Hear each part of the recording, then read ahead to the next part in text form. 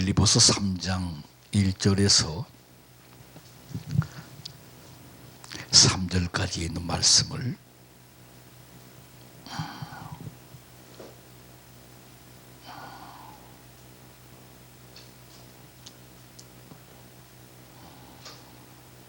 확인합니다. 정말로 나의 형제들아, 주 안에서 기뻐하라. 너희에게 같은 말을 쓰는 것이 내게는 수고로움이 없고 너희에게는 안전하니라. 개들을 삼각하고 행악하는 자들을 삼가고 혼례당을 삼가라. 하나님의 성령으로 봉사하며 그리스도 예수로 자랑하고 육체를 신뢰하지 아니하는 우리가 곧 할례당이라. 아멘. 아멘. 오늘은 몰지각한 목자라고 하는 말씀의 제목을 가지고 말씀의 은혜를 함께 나누고자 합니다.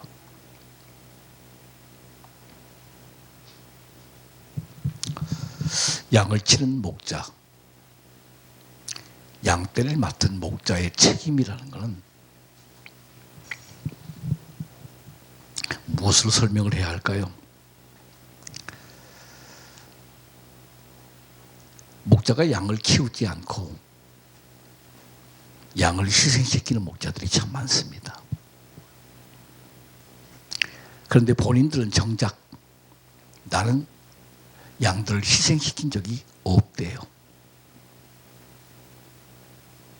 그런데 주변에서 들어보면 희생당하고 상처받고 배신당하고 버림당하고 이용당한 양들이 너무나 많아요.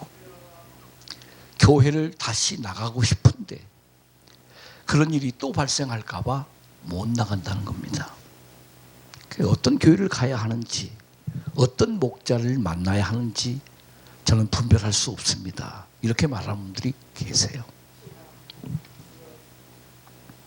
자, 성경은 사람의 미혹을 삼가하라 그랬지요. 사람의 미혹이 무엇입니까? 사람의 사상과 사람의 가르침으로 말씀을 악용하는 거예요. 역용하는 겁니다. 어떻게 저런 분이 목사님이 됐을까? 어떻게 저런 교회가 부흥이 되었을까? 도무지 이해가 안 갑니다. 그런데 현실은 모이는 교회, 영향력 있는 교회, 영향력 있는 사람으로 활동하고 있다는데 우리가 할 말을 잃어버려요. 정말 하나님 뜻대로 순종하고 주님 뜻대로 살려고 아주 구별되게 사는데 거기는 보면 너무 맑아. 너무 맑아요. 옛사람들이 이런 얘기 하지요. 맑은 물에는 뭐가 없다고? 고기가 없다고요. 맑은 물에는. 왜? 물이 더러운데 도저히 생명이 살 수 없을 것 같은데 거기는 그렇게 많아. 뭐가 많아. 많아. 새 옷을 보내서 구제를 해도 저쪽에서 받을까 말까 하는데 아주 헌 옷도 입다 제일 바닥에 떨어진 것들을 모아서 구제를 하는 선교하는 분들이 많이 계세요. 그런데 그런 것은 우리보다 훨씬 월등하게 못 사는 지역에 보내야 그들이 받지. 우리랑 비슷하게 사는데 가져오면 우리를 뭘로 보고 이런 거를 선교 후원으로 구제하느냐. 오히려 예수님 욕을 먹입니다. 시대가 그렇습니다. 자, 항상 상대적이라는 걸 우리가 알아야 돼요. 상대적. 그러니까 주님은 나를 왜 이렇게밖에 대접을 안 하시는가? 나를 봐야 돼요. 아, 내가 정말 주님 앞에 대접받을 만한 그릇인가? 대접받을 만한 일을 하고 있는가? 그러면 피나는 몸부림을 쳐야 하죠.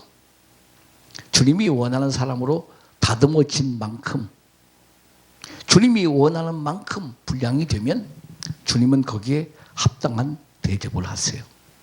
자, 먼저 세례 요한을 좀 말씀드리겠습니다. 세례 요한은 제사장의 아들로 태어났습니다. 그는 평탄한 길을 걸을 수 있어요. 대접을 받을 수 있는 삶을 살 수도 있었습니다. 그런데 하나님께서 세례 요한을 언제 광야에서 살게 하셨는지는 알 수가 없습니다. 다만 누가복음의 기록에 보면 예수님과 세례 요한이 어미 뱃속에 임신되었을 때 서로 성령으로 영적 교통이 이루어지는 것을 보게 돼요. 그렇지요?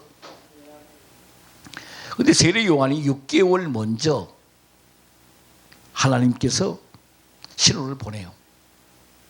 그런데 성경에는 놀랍게도 예수님에 대한 탄생 기록이 있고요.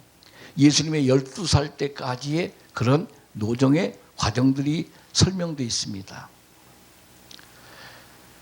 세례 요한이 태어나서 그 아비가 하나님의 불신적인 이유로 인해서 잠시 1년이라고 하는 기간 동안에 벙어리 생활을 하게 됩니다.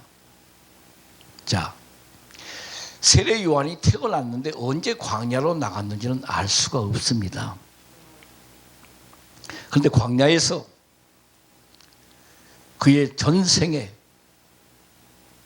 그가 목이 잘려서 순교의 제물이 되기까지 그는 광야에서 메뚜기와 석청과 가죽 털옷을 입고 짐승의 털옷을 입고 광야에서 혼자 하나님 앞에 수련을 받습니다. 그런데 세례 요한에 대해서 설명하기를 여자가 낳은 자 중에 제일 큰 자라고 그렇지요. 세례 요한을 따르는 사람들이 성경에 얼마 있는지는 기록이 없습니다. 그런데 대부분 세례 요한을 따르다가 나중에 예수님의 제자가 되지요. 근데 세례 요한이 요한복음에 이런 내용이 나와요. 세례 요한을 통해서 회개하라 복음이 전해지는데 예수님이 신기하고 놀랍게도 피조물인 세례 요한을 통해서 세례를 받습니다. 이건 도저히 우리가 영적으로 이해하지 않으면 이해가 안 되는 거예요. 어떻게 피조물이 창조주에게 손을 얹어서 세례를 줍니까? 그런데 예수님 답변이 놀랍지 않습니까? 하나님의 의를, 하나님의 뜻을 위하여 협력하는 것이 어떻게? 마땅하다. 그래서 기꺼이 세례를 받습니다. 세례를 받아요. 오늘 뭘 지각한 목자는 한마디로 이러한 예수님의 말씀, 성경의 비밀을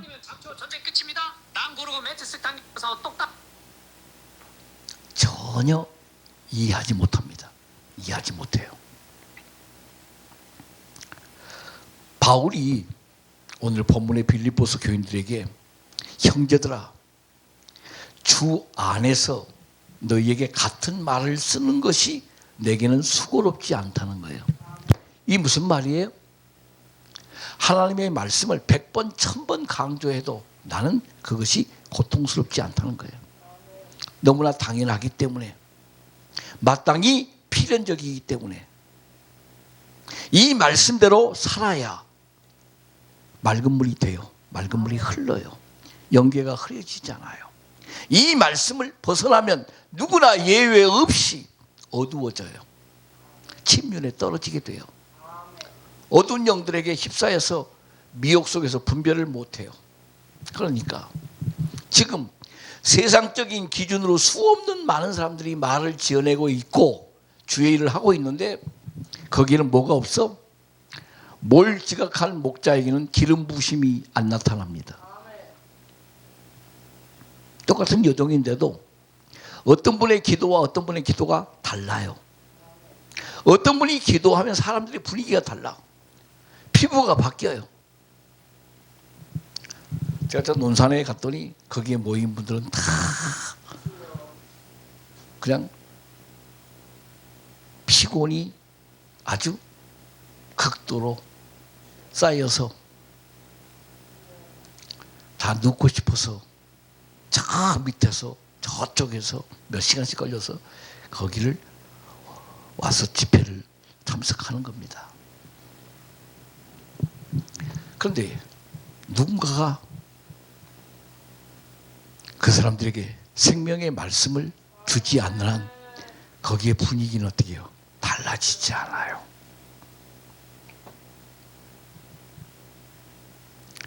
그런데 강사가 한 20명 정도 돼. 그래서 절막 붙들고 여기서 좀 계셔달라는 거예요. 그래서 내가 설교 2번 맡기면 내가 하고 안 하면 그냥 올라가겠다고 그랬거든요. 그런데 대표 되신 분은 이렇게 말씀하셔요. 어쩔 수 없이 다 정해놔서 오신 분들이 때문에 어쩔 수가 없습니다. 그래요? 그리고 저는 왔어요, 그냥.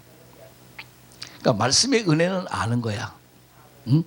뭔가 영이 새로워지는 걸 느끼는 거예요.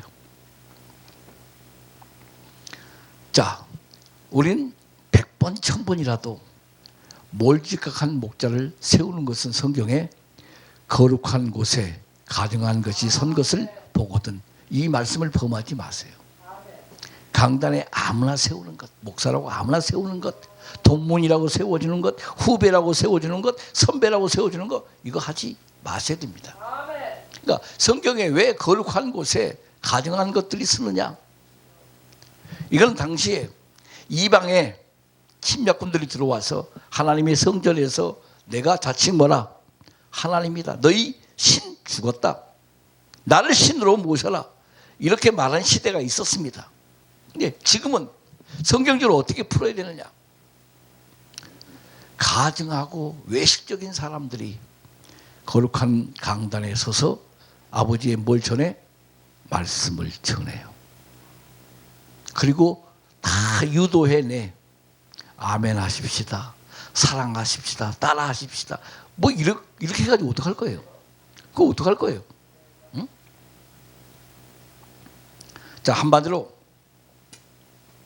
미혹이 충만한 시대다라는 말은 몰직한 목사들이 가득 차고 넘친다 그런 말이에요. 출신이 중요한 게 아니에요. 어느 교단이 중요한 게 아닙니다. 한마디로 영이 없는 목자, 영의 인도를 받지 않는 목자, 하나님의 성령의 인도를 받지 않는 것, 몰직한 짓을 할 수밖에 없어요. 그래서 무엇보다 말씀에 의한 분별력이 매우 중요합니다. 말씀은 읽는 것도 중요하고 깨닫는 것도 중요한데 말씀을 읽고 깨달았을 때 그것을 바르게 행하기 위해서는 뭐가 필요하다? 분별력이 필요하다 그런 말이에요. 사사로이 행하는 일을 우리가 조심해야 돼요. 사사로이 하는 일을. 앞에서 말씀드린 것처럼 현실의 목자들의 역할과 지도력은 양들의 영혼을 좌우합니다. 혹이라도 내가 목자였는데 저 영혼의 목자였는데 내가 저 영혼을 음부에 보내지는 않았는가? 실족해는 안 했는가? 형제를 실족하거든 연자맷돌을 메고 저 바다 위에 네 몸을 던지는 것이 낫다고 그랬어요. 형제를 실족하는 일, 이거 대수롭지 않게 여기는 사람들이 너무너무 어떻게 많아요. 너무 많아요. 그러니까 그 먼 데까지 와서 믿음 없는 사람들이 주님의 일이라고 와서 하는데 입 싹 닫고 돌려보낸다? 이건 엄청난 죄를 짓는 겁니다. 말로라도 상대방한테 뭘 해야 돼? 감사의 표현을 해야 되잖아요. 목사님 그래 안 그래요? 기가 막힌 사람들이 너무나 많아. 왜들 그렇게 몰직하게 되어버렸는지, 왜 몰직한 행동들을 그렇게도 야수처럼 행하고 있는지 모르겠다 그런 말이에요. 어떤 분이 왔어요. 저는 그런 좀 말씀을 하실 줄 알았어요. 기대도 하지 않았지만 설마 거기까지 와셔서 거기서 정면에서 얼굴을 대할 줄이야.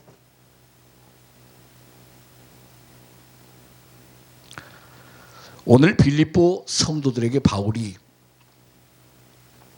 주 안에서 기뻐하라, 이 말은 내가 하나님의 말씀을 늘 변함없이 똑같이 너희에게 어떻게 강조하고 있는데 이 말씀 외에 다른 방법이 없다, 그런 말이에요. 그러니까 말씀을 더하지도 감하지도 말라고 그러잖아요. 왜 말씀들을 다 자기 입맛대로 전하는지 몰라. 뭐 계시로 강의한다고 그러면서 이상한 소리 하면 전부 다 이거 뭐 한 거예요? 다 지 생각을 감히 하는 거 아닙니까? 어디 성경에 날짜가 있어요? 징조를 보아 안다고 그랬는데 징조 정도만 얘기를 해도 그 범위가 결코 가볍지 않습니다. 그러니까 성경에서 받은 분량, 깨닫게 하시는 깨달음의 그 범주를 벗어나는 것도 상당히 조심스러워요. 어떤 분하고 얘기하다가 아유 목사님, 저는 목사님 대화하다가 저는 여기까지 깨달음을 주셔서 여기까지밖에 정리가 안 돼요. 이렇게 고백하는 게 차라리 겸손한 겁니다. 그런데 같은 목사라고 말도 안 되는 막 이야기를 해. 어디서 집회를 끝나고 점심을 먹는데 기도원 그 원목문이 목사님이세요. 여자 목사님. 근데 갑자기 점심을 다 준비해놓고 창을 차려놓는데 거기 대표 회장님이란 분이 나가서 먹자고 그러니까 그 원목 목사님이 화나요, 안 나요? 상식 밖의 일이죠. 상식 밖의 일이죠. 그러면 사전에 점심을 준비하기 전에 어떻게 오늘 이런 계획이 있는데 점심은 준비 안 하셔도 되겠습니다. 이렇게 하고 나지. 지금 밥상 차리고 있는데 나가자 그러면 그러니까 당신이 총재냐, 당신의 그 단체가 얼마나 욕을 먹고 있느냐, 하나님이 별의별 얘기 어떻게 다 나오잖아요. 거기 같이 서 있기가 민망. 그래서 저희가 주변에서 아유, 그리고 밥을 먹고 왔다니까요. 자, 몰지각한 목자는요 스스로 몰지각하다고 본인이 느껴 못 느껴요? 못 느껴요. 못 느끼기 때문에 그 짓을 계속 하는 거예요. 알면 고쳐요. 알면 거기서 벗어나요. 알면 변화된 사람으로 다시 확인이 돼요. 그런데 몰지각하기 때문에 그 안에 갇혀 있는 거예요. 그 안에 갇혀 있어요. 이때나 저때나 작년이나 올해나 똑같아. 안 변하는 것도 놀라운 기적입니다. 네? 변하지 않는 게 기적 중에 기적이야. 저는 그렇게 생각해요. 어떻게 그렇게 많은 은혜를 입는데 그렇게 수없이 말씀을 듣는데 전혀 변화가 없어요.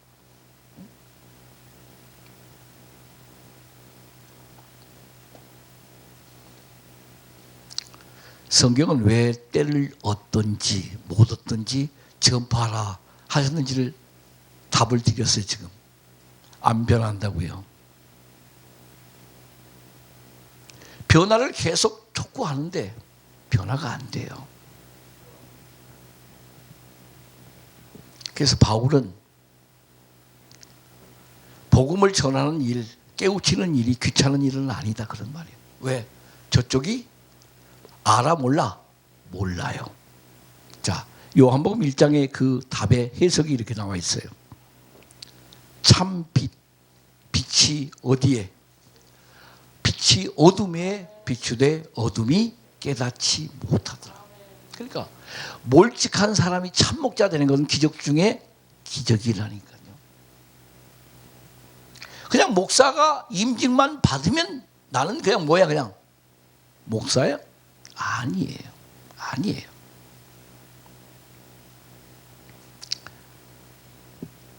전하는 사람의 심정은 끈기가 있어야 합니다. 집요함이 있어야 합니다. 또한 목숨을 걸 만큼 인내 속에서 말씀을 전해야 되는 거예요. 왜? 달라지지 않기 때문에 저들이 알든지 모르든지 죽는 날까지 너와 연결되어 있는 동안 뭐 해줘라? 전해 주어라는 거예요. 전해 주어라는 거예요. 그러니까 세례 요한이 광야에서 때가 돼서 나왔어요. 그리고 세상 죄를 지고 가는 저 어린 양을 보라 그랬어요. 그래놓고도 감옥에 갇혀서 내 목이 잘려 나가게 생겼으니까 오실 이가 그이니까 그랬어요. 누가? 세례 요한이. 그러니까 세례 요한도 성령의 조명을 받을 때는 뭔가 좀 아는 것 같았는데 성령이 조금 거리감을 두고 인간의 본성의 시간 속에는 또 보니까 인간의 뭐가 오는 거예요? 고민이 오는 거죠. 요한복음 1장에 세례 요한이 고백한 내용들이 많이 나옵니다. 거기에. 오늘 본문에서 우리가 첫 번째로 제일 중요한 거예요. 본문의 개들을 뭐하라 그랬어요? 삼가라. 자, 2절에 보니까 개들을 삼가라. 그러면 여기 개들을 뭘로 상징한 거예요? 목자들을 상징한 겁니다. 목자들을 비유한 겁니다. 자, 원래 개는 도둑을 지키고 주인을 보호하고 그 다음에 뭔가 주인이 아닌 대상들이 나타나면 짖고 물어뜯는 거예요. 그게 개의 생명입니다. 선지서에 짖지 못하는 개들, 이게 뭘 지각한 거예요? 짖지 못해. 왜? 잘못됐는데 잘못됐다고 지적을 못하는 거예요. 사람이 떠나갈까 봐, 돈이 안 나올까 봐. 이건 이미 벌써 몰지각하다 그런 말이에요. 왜 사람이 안 나온다고? 돈이 안 나온다고 해야 할 말을 어떻게 해? 안 하는 것이 무슨 목자의 책임입니까? 그래 안 그래요?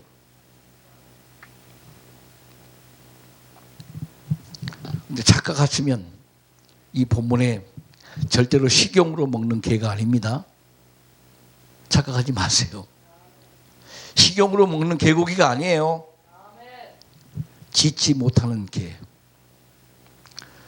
도둑이면 도둑을 잡아서 물어 뜯어서 그 훔친 물건을 어떻게 못 가져가게 해야 될 거 아니에요. 예? 진리가 아닌 비진리를 전하면 그 사람을 다시는 초청하지 말아야 됩니다. 우리 강 목사님이 아주 훌륭한 일을 하셨네요. 그 아무나 단체를 없애지 못하거든. 그 쉽지 않아요. 많은 걸 육적으로 이뤄야 되는데 우선 사람들이 안 모이잖아. 또 돈도 안 나오잖아. 응? 또 인기도 없어지잖아요.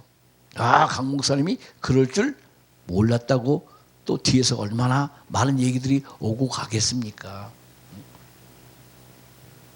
자, 목자는 양을 살찌워야 되는데 선지서에 보니까 내 양들을 파리한 양을 만들었다는 거예요. 영의 양식을 먹지 못해서 때를 따라 양식을 제대로 먹이지 않아서 양들이 털이 다 빠고 살이 붙지를 않고 뼈만 어떻게 앙상하게 되었다는 거예요. 지금 우리 교회 현실이 그렇습니다. 껍데기는 잘 쌌는데 영들이 영혼 속에 보면 너무너무 기가 막힌 거예요. 어디 가서 제가 식사를 가지고 가고 함께 하는데 이만큼 머리가 반만큼은 없는 여인이 그 음식점 주인입니다. 근데 그분이 처음에는 사람들이 놀래서 밥 먹다가 나가서 가발을 쓰고 하셨대요. 근데 이제 하도 오래 하셔서 반은 그냥 뚜껑을 열어놓고 다녀. 남자인지 여자인지 잘 구분이 안 가. 꽤 음식 맛이 있는데도 사람들이 거기를 안 와. 그 옆에 비슷한 또 음식집이 하나 있어요. 거기는 가는데 여긴 또 사람이 안 모여. 근데 그날따라 저하고 대화할 수 있는 시간이 있었어요. 무슨 얘기 했겠습니까? 전 얘기하면 그 상대방 심령을 보고 얘기하는 거니까. 근데 얘기하다 보니까 나도 모르게 목사님이라는 게 상대방한테 어떻게 느껴졌나 봐요. 그래서 혹시 아니요 할 수 없잖아요. 그래서 제가 오늘 목사님한테 은혜를 너무 많이 받았습니다. 그래서 3인분을 더 드립니다. 3인분을 먹고 계산을 이제 계산대로 해드리고, 목사님 교회에 어디 시무하십니까? 그래요. 서울에 어디에 시무합니다. 했더니 꼭 목사님 교회 한번 찾아뵙겠습니다. 근데 그분 하는 얘기가, 뒤엔 얘기가 중요해요. 저도 한참 다니다가 안 나간 지가 오래오래 되었습니다. 그런 분들 제가 많이 봐요. 한마디로 이 탐욕적인 개와 같은 목자들이 다 양들을 어떻게 필요할 때 다 빼먹고 이용하고 다 버렸다는 거예요. 버렸다는 거예요. 그러니까 지금 우리 임 목사님이나 저는 그런 곳만 찾아다니는 거예요. 하나님, 그런 곳만. 설령 예수의 이름으로 장사를 해도 그걸 제대로 하라는 거야. 제대로. 다 우리 예수님 때문에 먹고 사는 거 아니에요? 사실은.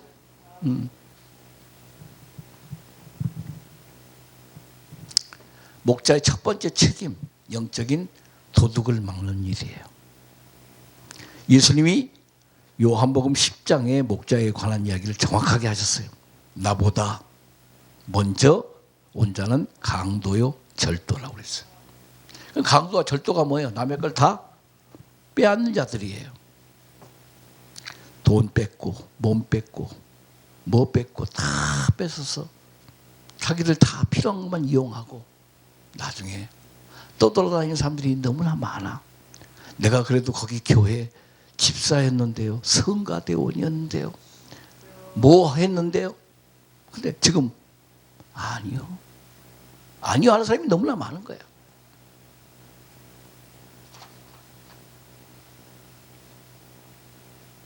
말씀으로 양들이 보호받는 울타리 역할을 잘해야 합니다. 그 문 안으로 강도나 절도가 들어와서, 이리가 들어와서 양들을 삼키는 일은, 그러니까 양이 한 마리가 남아도 최선을 어떻게 다해야 합니다. 어떻게 교회가 부흥되었다가 양적으로 좀 숫자가 줄어들었다고 또 교회를 이사하고 또 뭐하고 뭐 이런 인간적인 방법을 쓰는 분들이 너무너무 많아요. 그럼 그 양은 어떡하라고요? 여기서 개척했다는데 교회가 부흥되니까 여기 신개발지로 또 오더라고. 몇 시간 걸려서 어떻게 여기로 와요? 난 그 양 한 마리 때문에 못 올 것 같아. 차라리 거기다가 지역교회를 하나 세울 망정.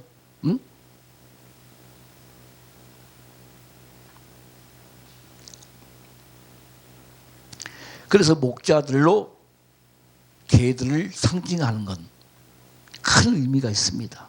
그러니까 우선 개는 짖어야 되는데, 자, 개가 안 짖으면 그거 뭐야? 쓸모 있어 없어? 쓸모가 없어요. 밤낮으로 침입자가 들어오면 어떻게 짖어야 되잖아요. 그러니까 아닌 건 어떻게 아니라고 그래야 되잖아요.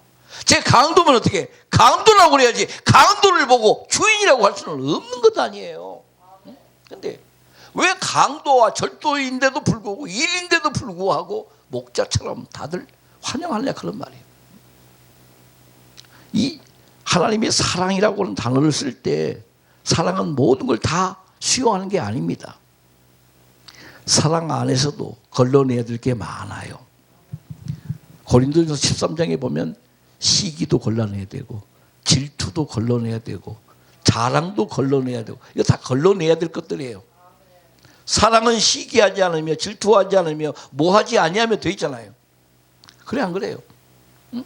어떻게 사랑하는데 시기가, 질투가, 비방이 걸러내야 되는 거예요. 몰지각한 목자들은 양들에게 해로운 목자들이라는 것을 분명히 우리가 알아야 됩니다. 그냥 해로운 게 아니야. 양을 죽이는 자들이에요. 양을 자기 이익의 제물로 삼는 자들이에요.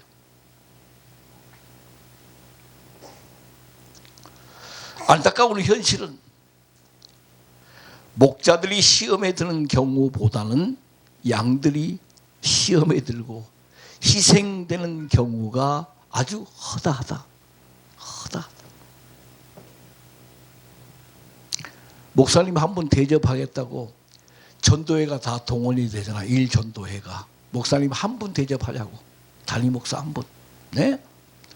교회들 하는 일이 그런 거 아니에요. 외부에서 무슨 초청해서 한번 헌신 예배나 뭐 하면 1전도회, 2전도회 다 어떻게 다 동원되잖아요. 응? 그것도 가까운 데서 앞집에서 먹으면 어디가 덧나? 저기 1시간, 2시간 가서 꼭 어디 알려진 데 가서 몇십만 원씩 돈 100만 원씩 먹어야 그 양들 어떻게 해요? 현찰도 없어가지고 카드로 3개월씩, 6개월씩 끊어서 대접하는데 그게 안 걸릴까요? 양심에 안 느껴질까요?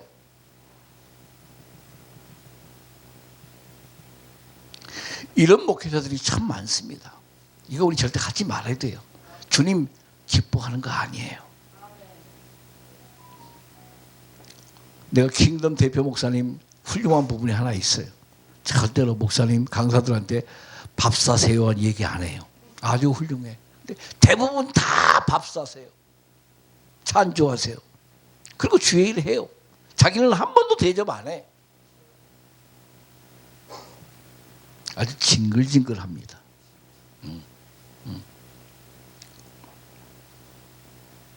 자, 목자가 시험에 들지 않고 누가 시험에 들어?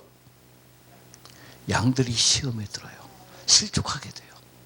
왜 그런 일들을 겁 없이, 생각 없이, 마음에 찔림 없이 해대고 있는지 모르겠다 그런 말이에요.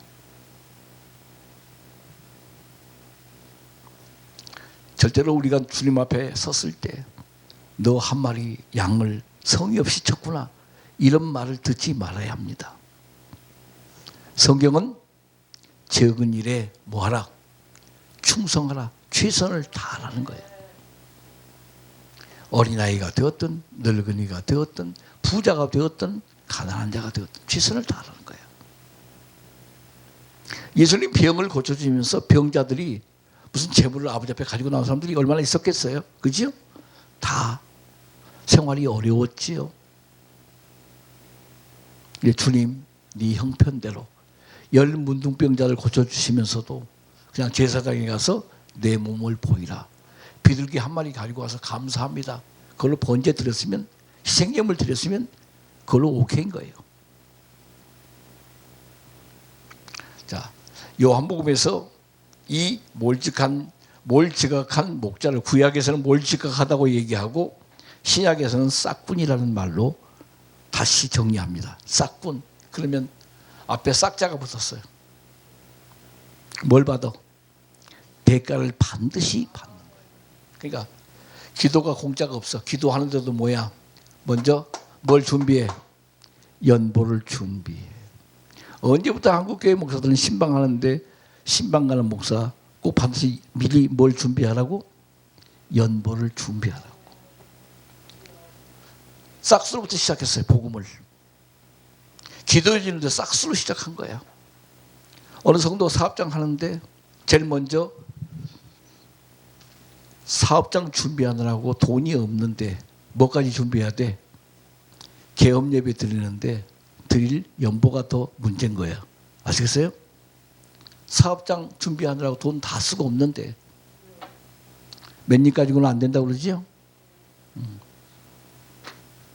자, 근데 여기서 또 하나 우리가 정리할 것.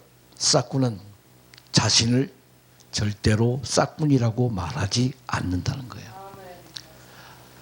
본인이 요구하는 것이 다 성경적이라고 얘기하고 성도에게 복받는 길을, 복받는 방법을 가르친다고 그러지 내가 그 사람들한테 싹쓸이를 받는다고 생각하지 않는 거예요.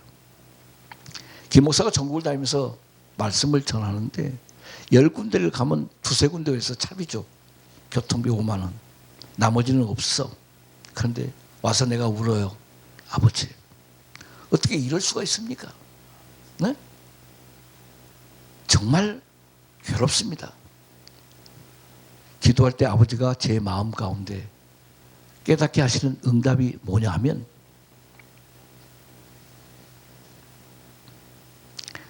네가 그들에게서 받으면 네 하늘의 상이 없는 것이다.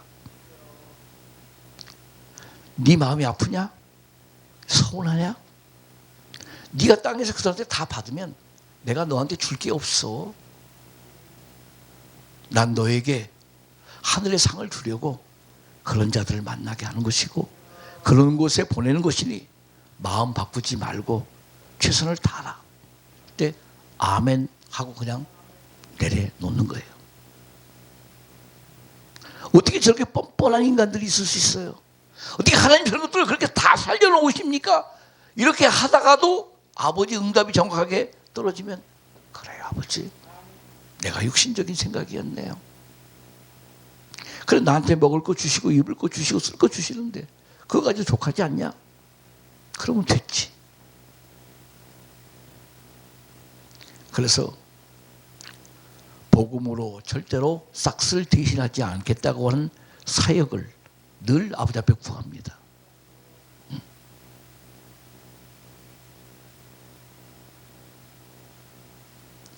예전에는 전혀 생각지도 못했어요.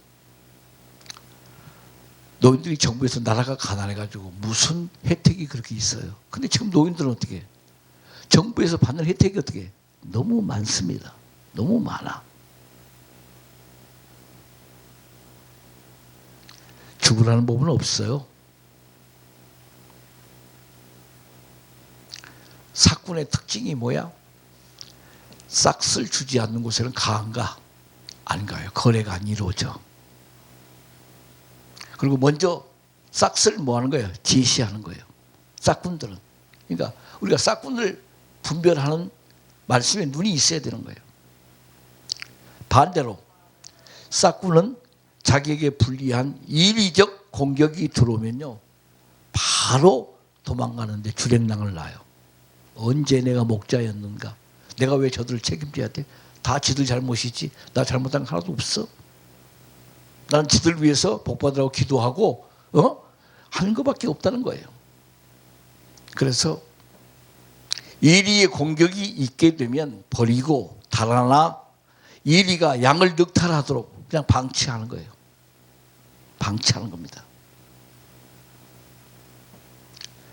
그래서 참 목자는 하나님이 명하신 촛대를 옮기는데 아주 신중한 기도와 행동을 하게 돼요.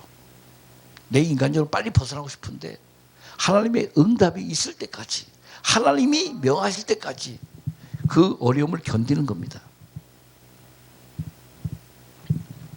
제가 지난날 20대 중반에 개척을 했는데 하나님이 서울에서 인천으로 방향을 돌리실 때가 있었어요. 근데 성도들이 한 30명 모이다가 다 흩어지고 한 명 남았어요. 한 명. 그런데 그 한 명한테 내가 교회에 옮길 테니까 너 교회 나오지 마. 이 얘기를 못 하겠습니다. 그래서 그 자매를 이끌고 영등포 어떤 의류점에 가가지고 옷을 한 벌 사 입히고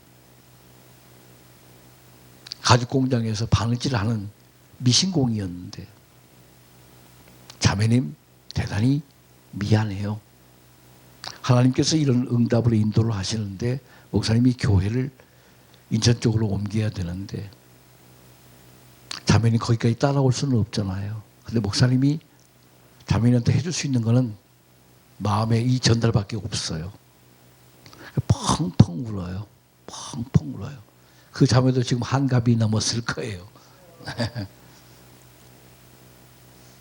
가끔 생각이 나요.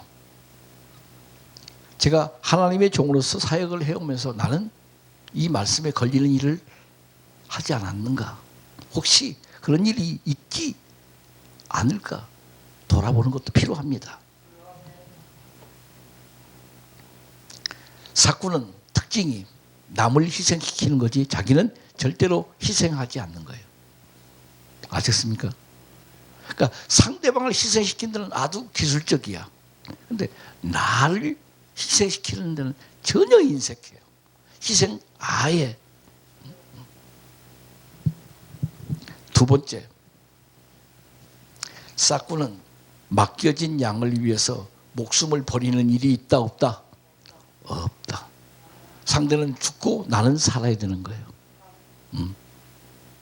근데 예수님은 우리를 위해서 목숨을 스스로 버리시잖아요.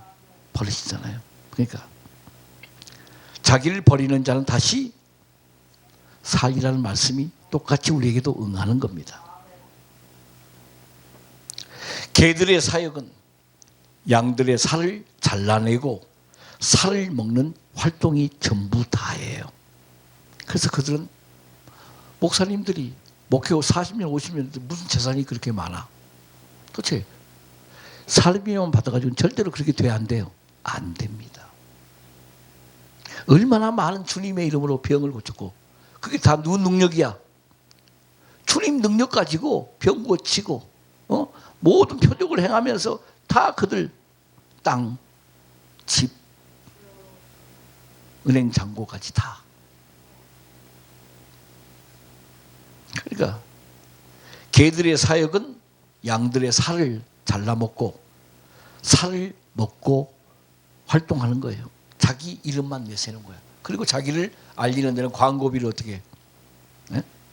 아니 무슨 목사가 기방에 나오는데 한 번 설교하는데 500만 원씩 냅니까? 1000만 원씩. 그럼 자기를 알리잖아요. 다 그렇게 알리는 사람들이에요. 우리 같은 사람들은 돈 없어서 지금 옷 살리 50만 원 내고도 못 가는데 돈이 없어서 누구처럼. 그 이삭군 같은 목회자들이 50만 원 내고 가서 유명해질 줄 알았더니 50만 원만 그냥 날아간 거예요. 안 유명해져. 그래서 계속 활동을 못 하는 거예요. 아까워서 못 내. 돈도 없지만. 자, 오늘 본문에 할례당과 손할례당이 나와요. 자, 손할례당은 구약으로 말하면 율법이고 할례당은 복음입니다. 손할례당은 남자의 표피를 육으로 끊어내는 거고 할례당은 마음의 심령의 변화, 성령으로 거듭난 사람들을 말하는 거예요. 그러니까 오늘 본문에서 뭐들을 삼가하고 개들을 삼가하고 행악하는 자들을 삼가하고 손할례당을 삼가라. 이 말은 영들이 없는 자들은 상대할 것이 없다. 한마디로 한번 세워봤더니 하나님의 영으로 말씀 안 전하지라 너 아웃이야. 돈보따리 들고 와도 아웃이야. 같이 살자고 그래도 아웃이야.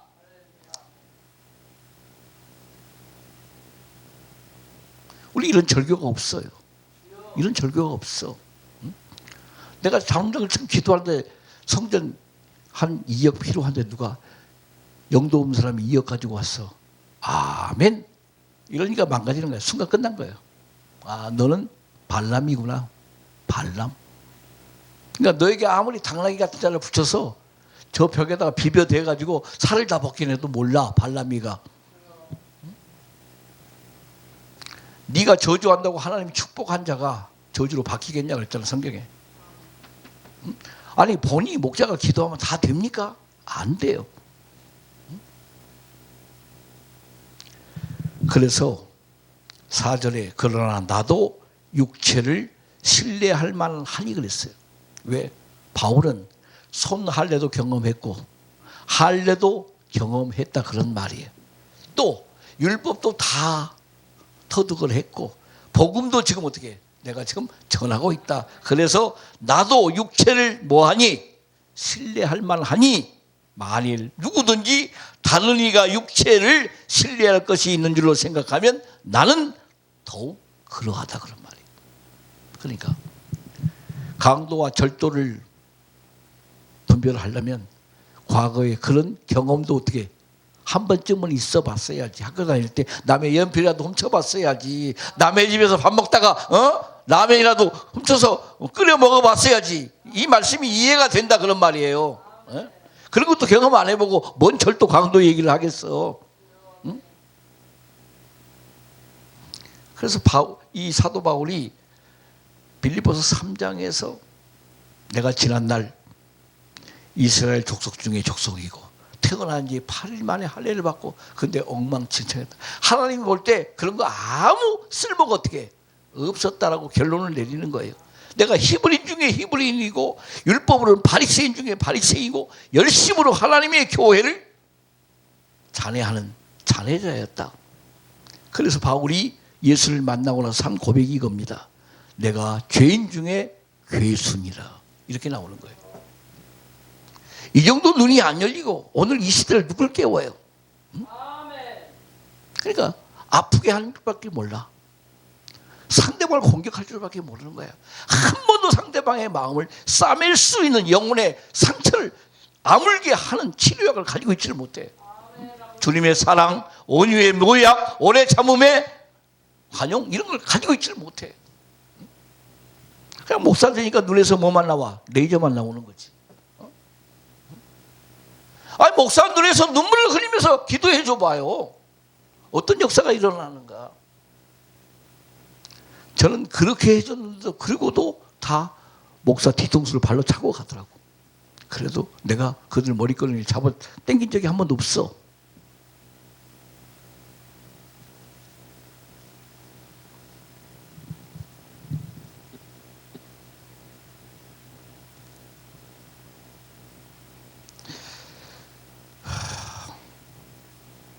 남을 이용할 때는요, 뭐가 재미가 있어. 근데 나중에 내가 이용을 당하면 나도 버림을 어떻게 당해요. 그런 날이 와. 지금 트럼프처럼 피눈물을 흘리는 날이 와요. 아시겠습니까? 거기가 어디라 거기를 숫대밭을 만들어놔 지금. 예? 하나님이 시켰을까요? 아니에요.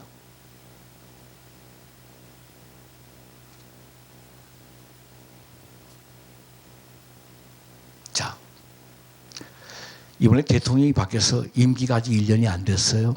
근데 나라에 큰 위기들이 많이 오지요. 그런데 여태까지 볼 수 없는 대통령으로서의 그 지도자의 면면이 어떻게 하겠는데요?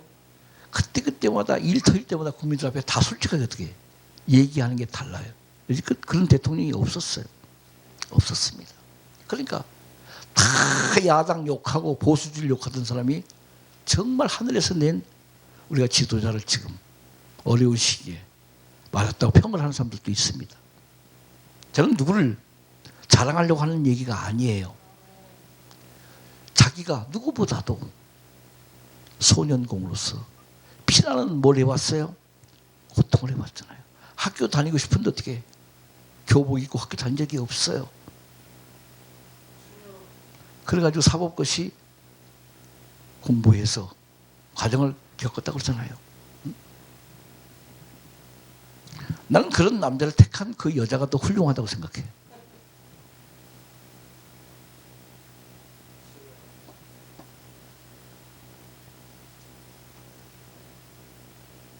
남을 이용하고 양들을 자기가 먹는 식용으로 아는 이런 눈을 가진 사람은 몰직각한 자들이에요. 양들이 실패해서 직장이 없어지면 이혼을 당하면 그게 곧 내일로 잠을 못 자던 시절이 많았습니다. 양들이 몇십 명이 될 때는 그런 생각 때문에 그래서 머리가 일찍 휘어졌어요. 괜히 휘어진 게 아니에요. 언제 저들이 회복될까? 언제 좀 정상적으로 저 기도 조명이 하나 있었어요. 50명인데 하나님이 언제 50명 온전하게 주일날 한 사람도 결성 안 하고 나오는 교회가 될 것입니까? 그 기도를 몇십 년 했는데 40명이 나가고 10명 남으니까 5일이 되더라고. 아시겠어요? 강우생 이해가 안 되시지? 50명 할 때는 매일 5명, 7명 빠져. 그런데 10명이 남았는데 10명은 매주일 똑같이 4년을 나와. 기도가 참 이상하게 응답되더라고. 근데 그 10명이 다 온전하게 11조 생활하고 주일 성수하고 말씀대로 살려고. 그러니까 더 많은 게 필요 있어 없어? 없어요. 없어요. 저한테 교인 몇 명이냐고 묻는 사람도 없지만 왜냐하면 그렇게 안 보이나 봐요. 교인이 굉장히 많게 보이나 봐. 그리고 어떤 분이 그래. 그 전상길 목사가 목사님 교회 머릿돌에다 성도들 이름 다 기억하셨죠? 난 마음폰에 다 새겼어. 거기 머릿돌은 없어. 자, 본질적 개들의 정체입니다. 자, 이사야 56장에 가면 정확하게 나와 있어요. 자, 가봅시다. 성경 이사야 56장. 오늘 우리 강 목사님이 2시간 해달라고 하는데 내가 1시간 반으로 30분 늘리는 거야. 두 타임 할걸. 자, 이사야 56장.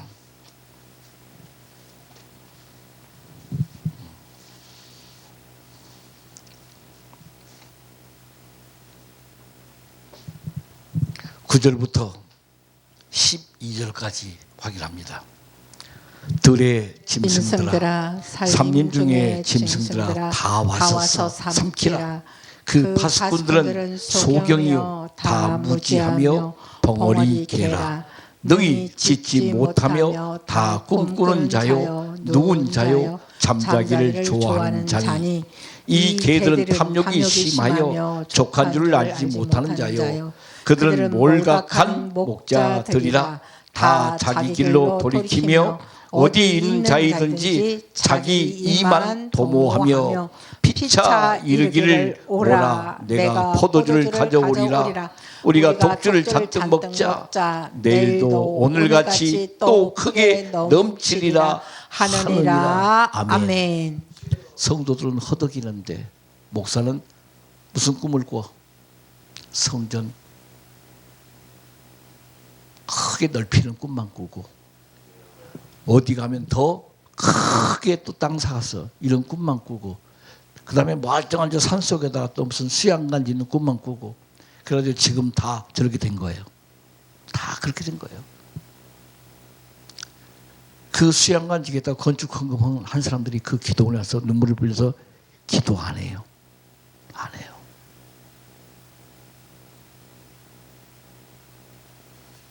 자, 개들의 실상 부패하고 타락했을 뿐만 아니라 영적으로 뭐야? 소경들이에요. 소경이니까 분별을 못해. 빛이 비추는지 빨간색인지 노란색인지 전혀 분별을 못해. 그러니까 이 개들은 이탈된 활동을 할 수밖에 없는 거예요. 정상적인 활동을 못해요. 자, 누가 보면 우리 강 목사님 카메라 앞에다 놓고 혼자서 몇 년 동안 이 짓을 하고 있는 걸 안다고 생각해봐. 정상으로 보겠어? 정상으로 안 보겠어? 정상 아니지. 누가 정상으로 봐? 혼자 찬송가 틀어놓고 하루 종일 뭐 하는 거예요? 누가 그걸 이해할 수 있어요? 자, 근데 하나님이 들의 짐승들아, 삼림 중의 짐승들아 다 와서 뭐 해버려라? 삼켜라. 한마디로 알지 못하는 이방의 힘들이 이 몰직한 목회자들 어떻게 해요? 다 쓰러뜨립니다. 다 활동을 못하게 합니다. 여기서 들짐승들이 뭘로 묘사되는 거예요? 이방의 힘 있는 자들로 상징되는 겁니다.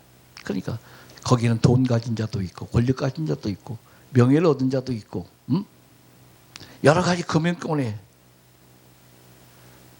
많죠. 말로 설명할 수 있는 부분이 많아요. 그런데 성경에 정의가 이렇게 나와 있죠. 그 파수꾼들은 뭐요? 소경이요. 다 무지하며. 일부분이 아니에요. 다 무지하며. 그러니까 자, 목사님 동료가 10분이면 9명이 다 뭐해? 무지한 거예요. 은혜 아는 사람은 하나예요. 항상 열린 문제 중에 한 사람이라는 거 알아요. 그러니까 우리 임 목사님이 복이 있고 사모님이 복이 있고 강 목사님이 복이 있는 거예요. 이건 제가 인간적으로 절대로 위로할 말이 아니에요. 성경적이기 때문에 말씀을 드리는 거야. 남편 목사님이 담임 목사님이라도 그분보다 본인이 복이 있는 거예요. 왜 그분은 나와서 안 들어? 응? 다 핑계야. 자, 여기서 잠자기를 좋아하는지 그랬어요. 그러니까 누워서 자는 걸 말할까요? 아니, 영적으로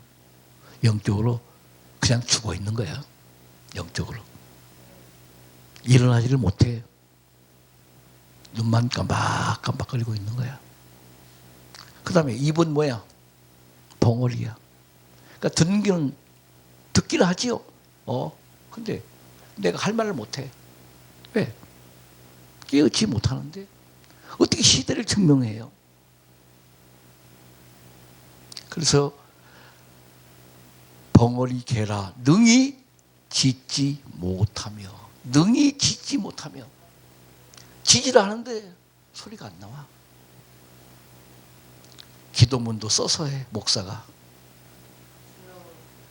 설교도 설교은행에서 받아가지고 그냥 읽어. 주일날. 설교은행 아세요? 순수하시네. 요즘은요 설교은행에서 매달 한 달에 얼마씩 받고 다 보내줘요. 큰 교회는 목사님들이 다 비서가 있어서 비서들이 다 설교문을 작성해줘.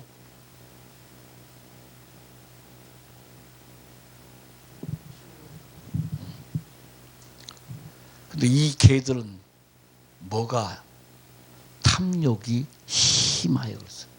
이 말은 이미 너는 우상 숭배를 하고 있다는 거예요. 탐욕. 신약에서 탐욕은 우상 숭배이라고 그랬죠. 그러니까 탐욕 자체가 뭐야?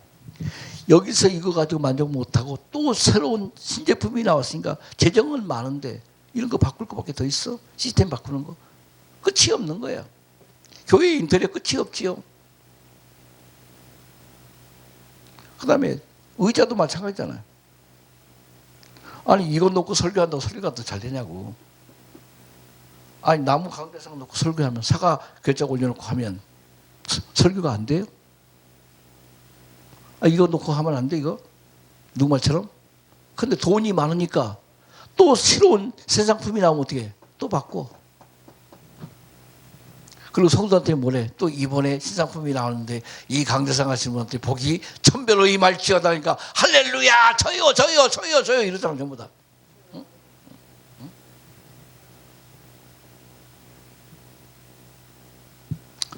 뒷방에서 뭘 하는지 알지 못하지요. 뒷방에서 뭘 하는지 알지 못하지요. 제가 우선 얘기 하나 할게요. 대한민국 참 모든 국민들이 트로트 노래를 좋아해요. 강목사님도 좋아하세요? 좋아하죠. 그 아주 진한 감동이 있지요. 네? 예수를 아무나 믿나요, 그러면? 근데 제가 이 얘기 좀 하려고 그래요. 노래 경연대회 나와서 우승을 하면 기본이 3억에서 5억이에요. 우승 상금이. 그런데 저 TV 조선이라고 하는 데서 1년에 한 번씩 그 경연을 해요. 미스트롯이라고. 근데 1호가 대한민국의 국보 무당 딸이 우승을 했어요. 걔가 송가인이에요. 자, 이번에 4호 목사 딸이 하나 나왔어요. 우승자는 아니었고 준우승을 했어요. 근데 우승하기 전에 결선에서 인터뷰를 했어요. 이 상금을 받으면 뭘 할 겁니까? 제일 먼저 11조를 드리고 이렇게 나왔어요. 할렐루야가 아니야. 욕 처먹을 일이지. 창피한 줄. 아버지가 목사고 사모님이 그 미스트롯에 나와서 노래 불렀어. 그의 엄마가 사모예요. 사모. 그리고 그 경연장에 목사하고 부부가 나와서 앉았는데 얼마나 마음속으로 기도했겠어요. 그 딸 하나 가수 만들려고 개척교회 해가지고 헌금 나오는 거 다 뒤에다가 쳐박았는데 걔가 한 번도 뜨지를 못한 거야. 몇 년 동안 무명이었지. 근데 이번에 준우승을 했다고요. 우승했으면 난리 났지. 근데 봐. 하나님은 왜 무당의 딸한테는 1등을 시키고 목사의 딸에게는 준우승을 시키는데, 그럼 우리 기도가 잘못됐나? 오늘날 전화가 왔어요. 핸드폰으로. 이번에 허참이라고 하는 애가 미스트롯에 나오는데 투표해 주세요. 전화. 어? 우리 교단에 문자가 다 왔어. 그 10,000명 목사들이 그거 했는데도 다 10,000명이 투표했겠어? 우리 속으로 미친놈. 안 찍어요. 자, 봐요. 목사가 국회의원 나오게 되니까 투표회 안 해. 성경적으로 아는 사람은 목회자는 정치한다는 안 된다는 걸 알아. 그러니까 모르니까 소경들이니까 뭘 하는 거예요? 투표하는 거예요. 그러니까 뭐가 소경인지를 제가 지금 말씀드리는 거예요. 아니 하나님이 얘 1등 시켜줬어 봐. 그러면 3억이면 11조가 3천만 원 아니야. 그동안에 학원 보내고 뭐 댄스 학원 보내고 뭐 시켜가지고 은행에 대출 받아가면서 튀었으면 빚도 좀 갚고 얼마나 은혜가 커. 근데 왜 그렇게 안 해주실까? 그런 거 아니에요 여러분. 제가 저희 교단 같아서 말씀을 드리는 거예요. 저희 교단의 어떤 동료 목사가 지난날 클로바를 모르는 아주 클로바 천재가 하나 있었어요. 방송에 한번 나왔어. 기억나실지 몰라. 막 가지고 뭐 전부 다 이거 해가지고 스크립 해가지고 뭐 이 모양 저 모양 뭐. 그런데 그 친구가 어느 날 등산하다가 밑으로 떨어졌어. 다 박살났어. 응? 가지고 몇 개월 동안 일어나지도 못하는 딸이 또 감사하게도 의사야. 의사.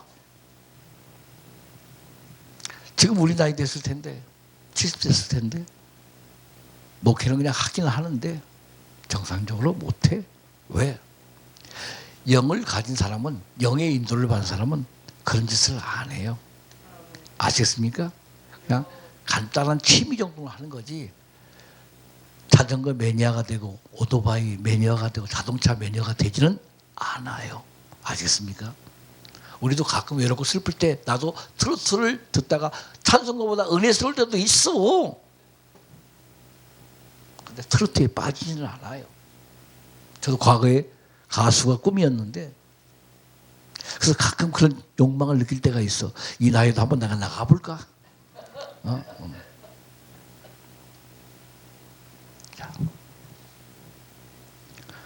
피차 이르기를 소라 오라 포도주를 가져오리라. 무슨 얘기야? 성공하는 목사들은 매일 모여서 그런 얘기만 하는 거예요. 어려운 사람들 전혀 안 해요. 그러니까 자 이번에 어떤 사람이 2억 내놨어. 2억 가지고 우리가 뭐 할까? 근데 2억 가지면 1,000만 원짜리 지하실 교회를 20개를 만들어 20군데를 개척해. 근데 그렇게 안 해. 아시겠어요? 안 합니다. 그냥 그들끼리 모여가지고 뭐 하는 거야? 해외여행 가고 말아. 안 해요. 이게 뭐야?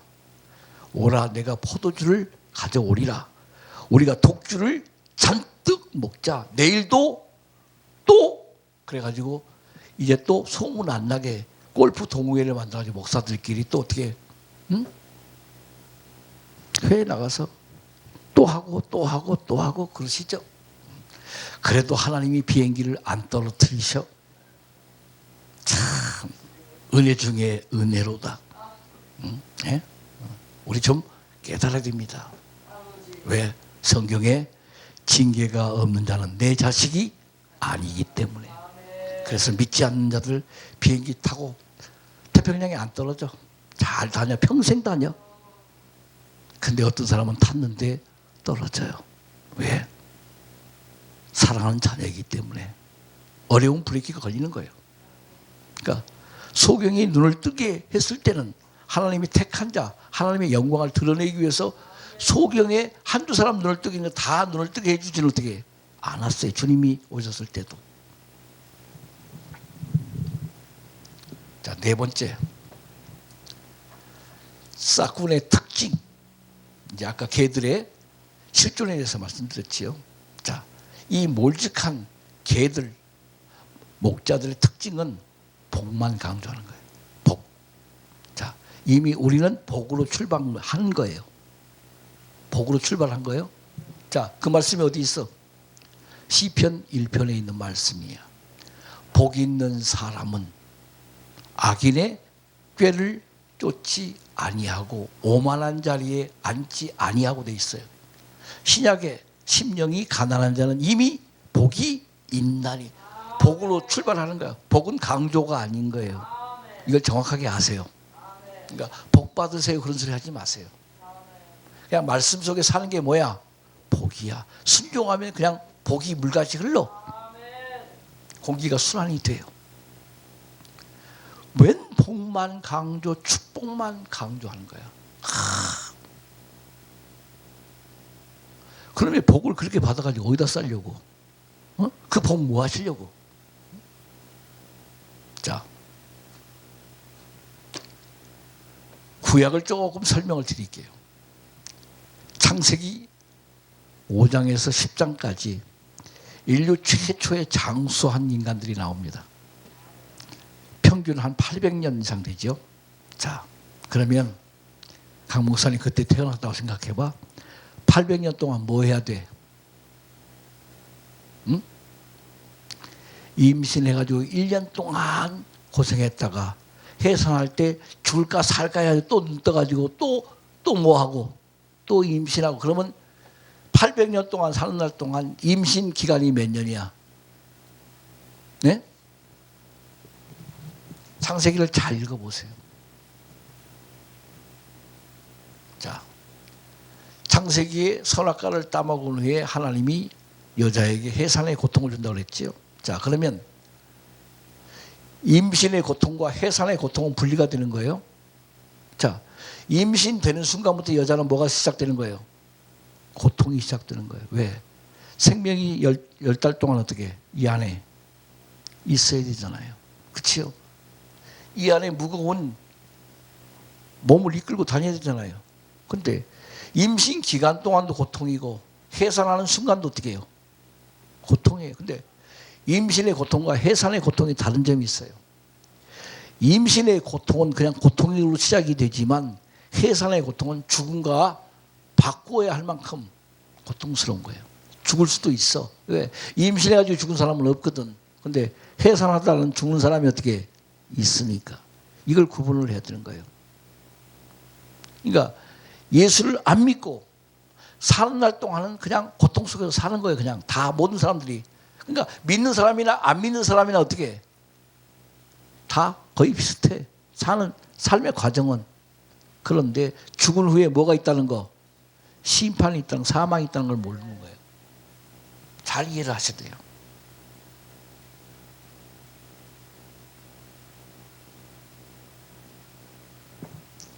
아담이 130년 동안 총각으로 지냈나 봐요. 아니, 그냥 신혼생활을 했나 봐. 성경에 보니까 130살 됐어요. 아담이 출산을 했어요. 네?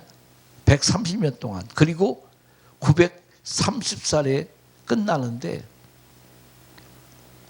930년까지 살 때 아담에게 주어진 휴식의 시간이 130년밖에 안 돼요. 인간의 삶을 전체적으로 봐요. 우리 지금 70을 돌아보면 엄마 모두 태어나가지고 70년 동안 고생한 시간이 얼마야? 휴식 시간이 지금 있어요? 목사님? 내가 보니까 없는 것 같아. 나도 마찬가지. 그래서 우리는 영원한 안식이 있는 줄 아는 거예요. 아, 거기 가야? 그쪽으로 옮겨야 뭐가 있어? 참된 안식이 있는 거예요. 이 땅에는 안식이 없는 거예요. 안식이 없는 거예요. 신약의 깨달음이 그런 거예요.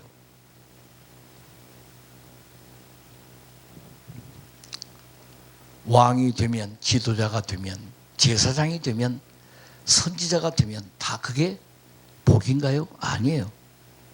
책임을 완수하는 이 무거운 책임감 때문에 일생 동안 멍에를 메고 가는 거예요. 그런데 성경에서 복을 구약에서 말할 때는 하나님의 명령을 말하는 거야. 지키라. 나를 떠나지 말라는 거예요.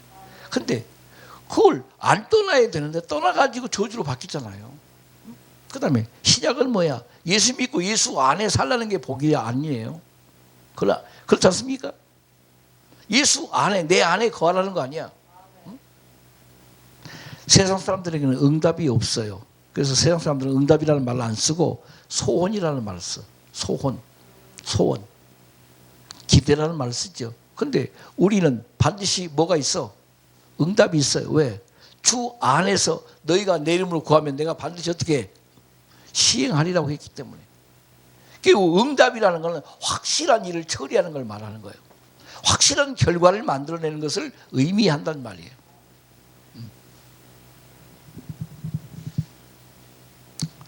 자, 점점 중한 환란 속으로 상황이 바뀌고 있습니다. 다행히 우리가 2, 3년 동안 이 땅에 살다가 아버지 앞으로 가면 우리는 복이에요. 그런데 우리 후세들은 우리가 지금 겪는 일보다 더 끔찍하고 어려운 고난의 시대를 살아야 합니다. 환란이 점점 중해져요. 배운 건 많은데, 아는 건 많은데, 하고 싶은 건 많은데 뜻대로 되는 일이 어떻게 별로 없어요. 별로 없어요. 응? 지금 요즘 젊은 세대들 보세요.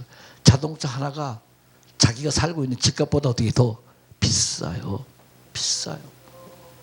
근데 그 비싼 차를 타고 다니는 사람들 비용을 얼마나 지불해야 되는지는 말 안 하는 자는 잘 아는데요. 자, 비용이 많이 지출된 만큼 사람은 정상적인 거래를 못하는 거예요. 다 거짓과 속임으로 가야 되는 거예요. 남을 다 이용해야 되는 거예요.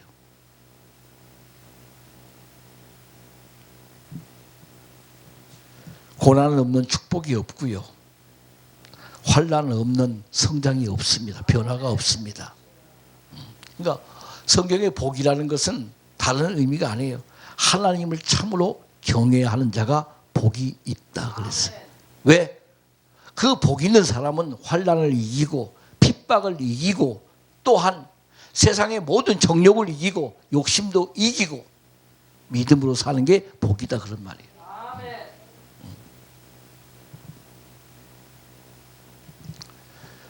심령 상태가 눈에 안 보이니까 메말랐는지 심령이 물이 촉촉한지 아니면 물이 가득 찼는지 알 수가 있어 없어? 없어요. 알 수가 없어.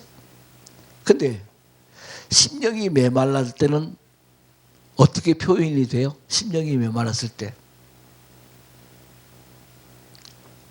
온갖 짜증이 다 나와. 온갖 신경질이 어떻게 일어나요. 그 다음에 내 안에서 편안한 표현이 아니라 전부 다 세상을 향한 뭐야? 원망과 사람들에 대한 미움의 표현이 가득해요. 이건 심령이 뭐한 거예요? 병들거나 메마른 것을 의미해요. 그래서 심령이 메마른 사람 속에 확인되지 않는 성경의 단어가 하나 있어요. 감사가 없다. 감사가 없다는 거예요. 감사가 없으니까 기쁨은 더더욱 있어 없어? 기쁨은 아예 거기에 접근을 못해. 그게 영적 가뭄인 거예요. 가면 갈수록 사람들이 화장은 예쁘게 했는데 전부 속은 어르는거리는 뭐야? 사자야. 사나운 곰 같아. 그 젊은 여성들이 차 끌고 이렇게 돌아다니잖아요. 그런데 지가 먼저 나와서 성질 부려. 나 신기하고 놀라워. 아니 얼굴은 멀쩡하게 생겼어. 차도 비싼 걸 탔어요. 한들하게 막 욕을 해대고 자기 아버지 같은 사람들한테. 야,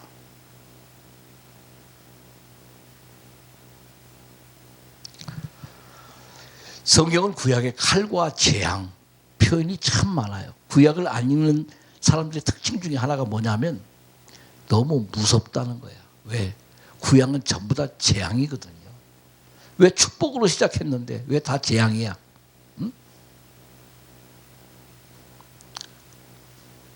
벌써 코로나가 엄습한 지가 한 5, 6년 되는 것 같습니다.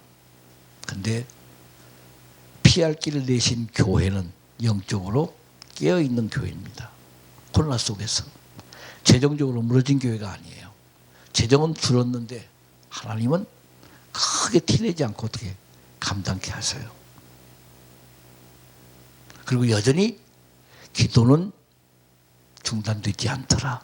더 기도가 깊어지더라. 그리고 말씀도 더 깊어지더라. 이게 코로나에서 피할 길을 내신 은혜 입고 축복 속에 있는 성도들의 모습인 거예요. 그리고 지금 환난에 대해서도 요동하지 않는 거예요.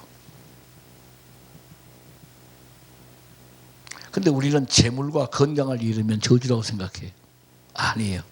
그걸 잃고도 여기에 눈을 뜨면 그 사람이 복이 있는데 그걸 잃고도 눈을 못 뜨니까 이게 재앙이고 저주인 거예요. 요한계시록 가겠습니다. 22장.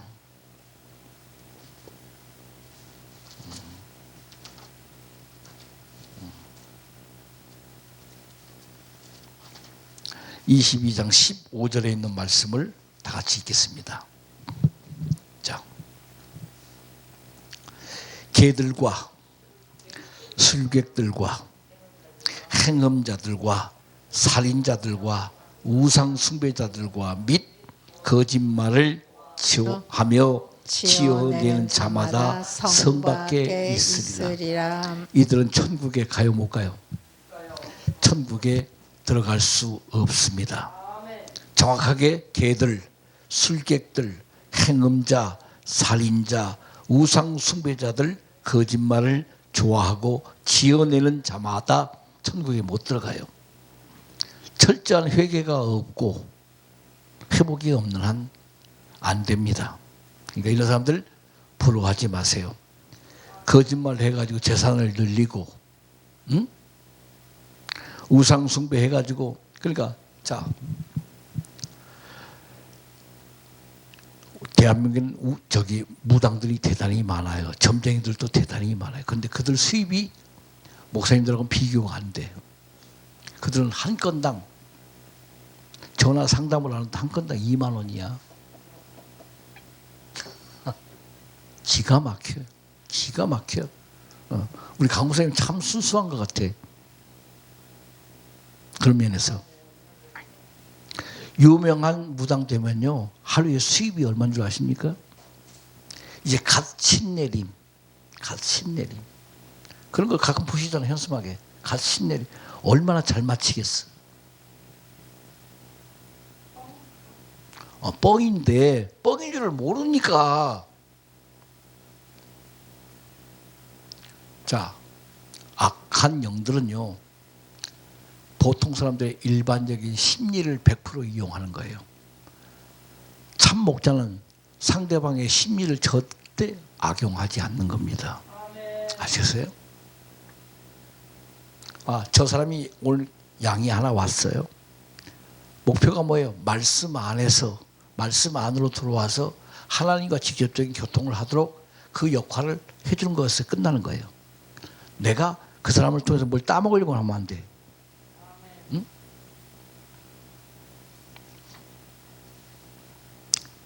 지난날 철없을 때 제일 두려운 일이 하나 있었어요. 성도들이 명절날 그렇게 어떤 분이 잘 챙겨요. 목사님은 잘 드셔야 된다고 그러고, 꼭 과일도 사과 아니고 사과 한 박스, 배 한 박스, 귤 한 박스, 뭐 무슨 털난 무슨 그 파란 거 있어요. 키위 한 박스 이래가지고 뭐 아무튼 추석 때 명절 때 되면 한 7, 8박스가 들어와. 과일값도 쌀 때였으니까 지금 같으면 좀 어렵겠지만, 그런데 그렇게 한 3년 하더니 어느 날 소리 없이 교회를 안 나와. 안 나오는 이유를 물었더니 이유도 없어.